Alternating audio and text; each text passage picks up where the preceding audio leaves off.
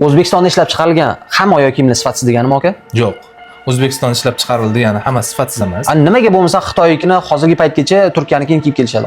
Bizani mentalitet, bizani O'zbekistondagi odamda, misol uchun O'zbekistonda chiqqan oyoq kiyimlarni misol qachondir bo'lgandir, lekin hozirgi kunda kelib bizda ham sifatlar ancha yuqori bo'lib ketgan. Misol ko'jasida, misol ichi ko'jaligida, padoshlarida hamma narsasiga e'tibor qilinadi hozir. O'sha Xitoyniki bilan Turkiyaniki bilan birga harakat hosil ishlab chiqarishga. Undan yaxshi bo'lsa ham bo'ladi. Yo'q, unga javob xudo xolisa. Zo'r. Lekin kam joyi yo'q. Zo'r. Nimaga shunaqa tushunchada yurishadi bizanikilar? O'zbekniki desa bo'ldi, sifatsiz degan tushunchada. Xo'p, hali O'zbekistonning oyoq kiyimlarini, misol ishlab chiqarish jarayonlarini ko'rishmagan, tushunchaligi yo'q, misol uchun-da. Endi xudo xolasa biz ham mediaga endi chiqamiz. Xudo xolasa mana shu Bergamoni ishlab chiqarish jarayonlari qanaqa bo'lyapti? Hammasini xudo xolasa ko'rsatsak, bu tushunchani o'zgartira olamizmi yo'qmi? O'zgartira olamiz, javob. Bo'ldi. Akalar, biz ham kuzatishda davom etinglar. Xudo xolasa ertamin inni mana shu Bergamoni oyoq kiyimdan kiyasizlar.